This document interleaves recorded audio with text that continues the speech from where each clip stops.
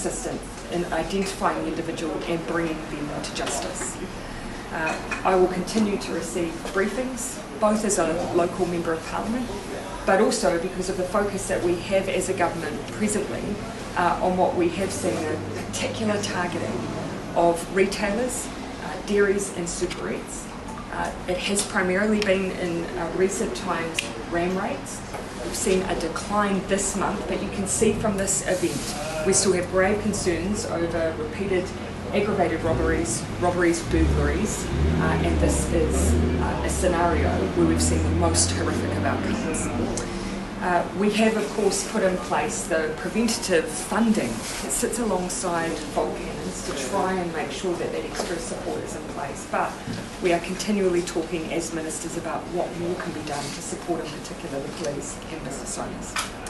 I'll refer a little bit just to why we're here today. Obviously, we had a visit here booked in with Georgie Danzy to spend a little bit of time looking at some of the growth that we have had in Hamilton. It has changed dramatically over the last decade.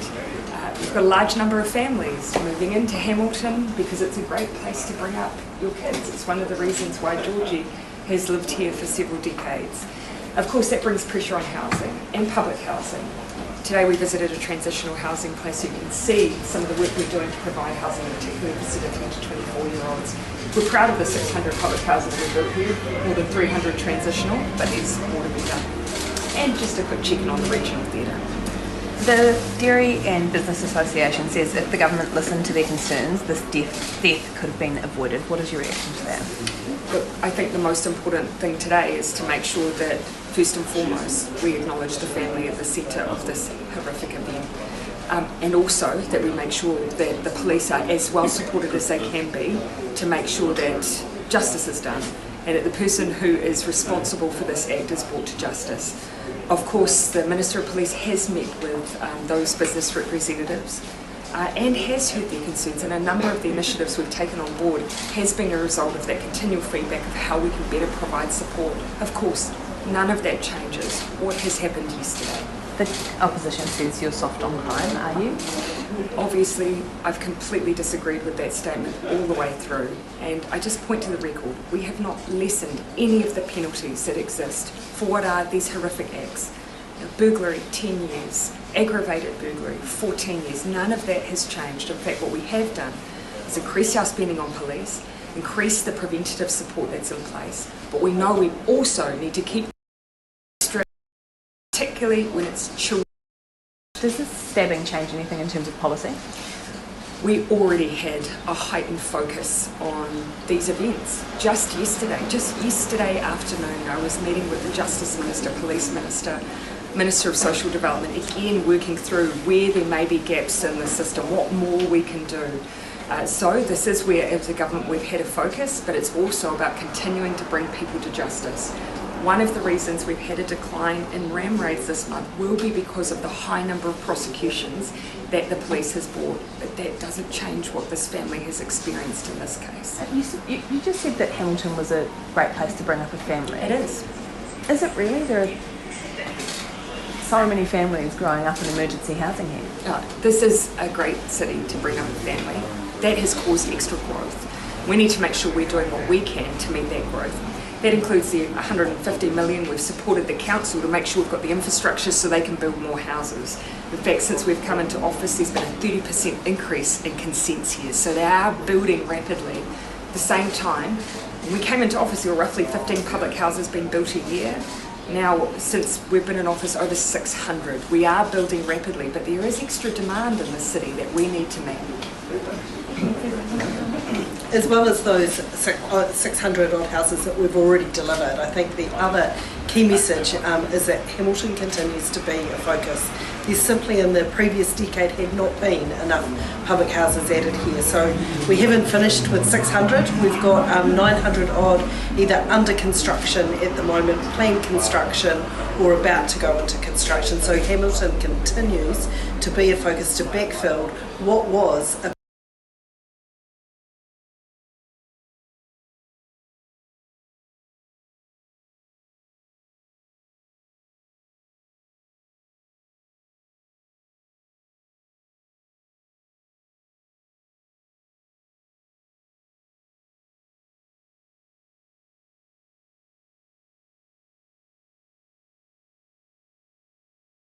The housing special needs grants, essentially you receive the grant and then are able to find a motel place.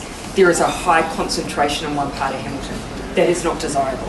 And so one of the reasons you saw us today visiting transitional housing, and we've got 300 of those that we've created, we want to get people out of that concentration into more permanent solutions, and this is why we are building at pace. A lot of kids in those motels, right? Absolutely, but when we look at places where we are exiting motels, we can point to Hastings. And that has been the result of a determined partnership with the council, with iwi, and the solution has been to build more houses. It's about supply.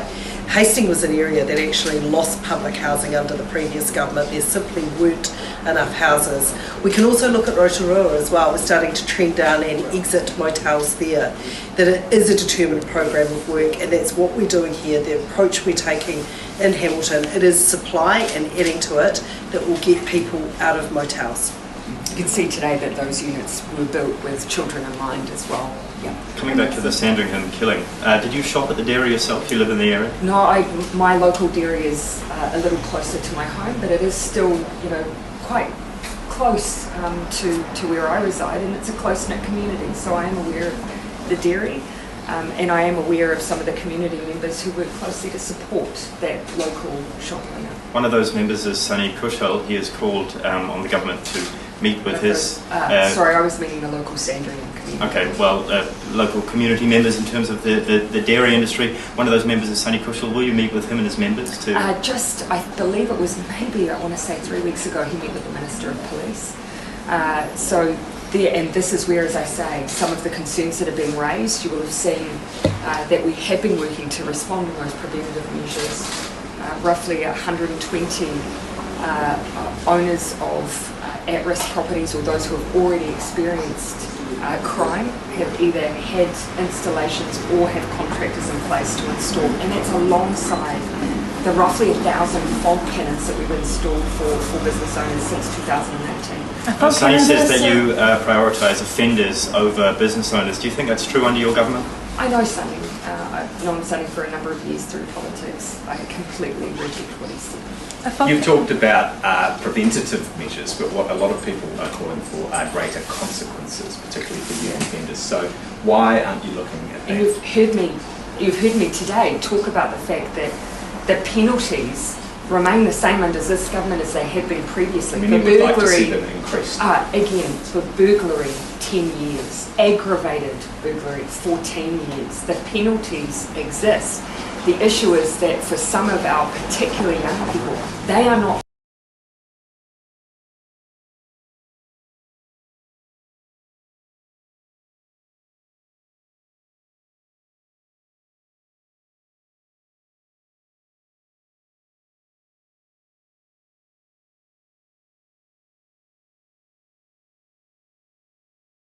place.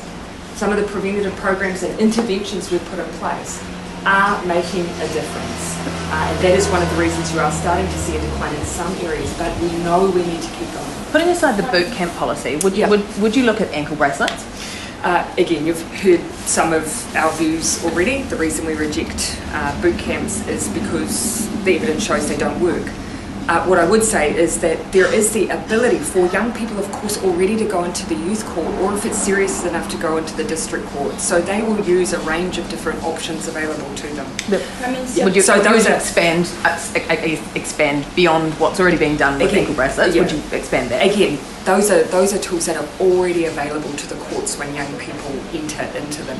What we're trying to expand is particularly the programs at the earlier ages, because we are seeing more 12 and 13-year-olds. That's new. And so that's where some of our interventions have been focused, because the youth court is in place to deal with those kids. That's where we are starting to see those programs make a difference. Are you worried that dairy owners are going to start arming themselves? That is an issue that has been raised with us, and of course our focus is their safety. And look, and this is a horrific event that has occurred in Sandringham, and I wouldn't want any of my statements here to connect to that, because actually that is an absolute tragedy that has occurred. Separately, we've been having conversations around how we make sure that we keep people safe. We've taken a different view from some of the dairy owners over the idea of whether or not arming keeps people safer. Is the government failing to protect shop owners from this crime rate though? Firstly, again, as I say, first and foremost for us, it's about just acknowledging the family members today, and of course, the individual who committed this crime needs to be brought to justice and held responsibility for what has occurred here. We do, however, have a role to play in trying to prevent these things from occurring in the first place, and you've already heard me say that. Can the government do more then? I will always look for what more that we can do, always. One act is one too many. One robbery is one too many. So for us, it's not a matter of having some kind of tolerance for crime in our community. So we will keep looking for what more we can do. And again, these preventative measures we've recently put in place have been part of that. While I've got you, I might ask you about the OCR, if that's okay. Sure. The recent announcement. What will a recession mean for New Zealanders, and is it the most disadvantaged in society who will feel the greatest impact of that? No, of course, that in our history has been one of the impacts, and that's why we're working so hard as a government to make sure that we are supporting New Zealanders through. We have record low unemployment. We've already been undertaking initiatives to make sure we're supporting families, increases in the family tax credit, reducing the cost of fuel, increasing childcare subsidies. All of those acts are about making sure that we support families through this next period, which we are not alone in experiencing. Would you encourage Kiwi Last question. Would you encourage Kiwi households to watch their spending this Christmas in this inflationary environment? Look, you will have heard a number of statements made by the Reserve Bank today, and look, those are obviously for them. For us, we're focused on what we can do to support families through. We're focused on bringing our own, and we have been for some time, making sure that we're tightening our belts and supporting those businesses and sectors that help drive our economy. That's our focus. You were encouraging Kiwis last Christmas to go out and spend buy local. We were supporting. Is it the opposite this year? I will always suggest to people that when they're making purchasing decisions, think about how they can support local businesses. Of course, I'll be consistent on that. Individual families will be making their own choices. Our job is to help support them the best we can through what is an internationally turbulent time, but one nonetheless we are well placed to get through. What do you think on Hamilton West? Has Orr's 75 basis point increase to the OCR sealed your party's fate in the by-election and perhaps even next year's general election? So back to transitional housing. Do you mind if I finish with you then? Sure. I'm sorry. Back to transitional housing. What is the plan in Rotorua? So the plan in Rotorua is in terms of what we've seen work in Hastings. And that's what we've always said, that we're going to work in strong partnerships with local government, with iwi, with community providers, but fundamentally it's about supply. When we look at the number of motels we've been able to exit in Hastings, and we're starting to see that in Rotorua, it happens when you start to see the rebuild of the public housing stock. Rotorua was a place that from 2016 had 9,000 people. Its population grew by 9,000 people. There were only a little over 1,000 houses added in that same period of time. There simply aren't enough houses. So as well as our public house build, we've put infrastructure money in to allow more housing to be built there. But critical to making this work, as we've seen in Hastings, is that partnership with iwi and with local government. So what's standing in the way of that right now? We're doing it. So while under the previous government the number of public houses in Rotorua dramatically decreased, we've been increasing it in Rotorua. The tragedy for me is that we've only been making up for what was lost in the previous 9 years.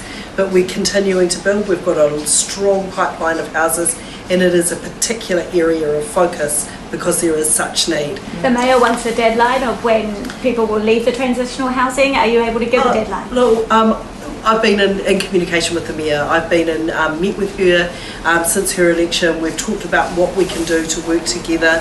I understand completely where the people of Rotorua are coming from. The people of Rotorua also understand that before people were in motels, they had people rough sleeping on the streets of Rotorua. The issue here is there are not enough houses and there is homelessness. That is what we'll work with the Mayor, the Council and with local iwi on. What about all the Before we people wrap, that do you mind if we get Georgie in to ask you a couple of questions with you as well? Just about the by-election? Thank you. No, absolutely. The only reason Georgia was off to the side is we knew there'd be a big focus on the government of the day. Oh, good. How do you rate your party's performance with housing?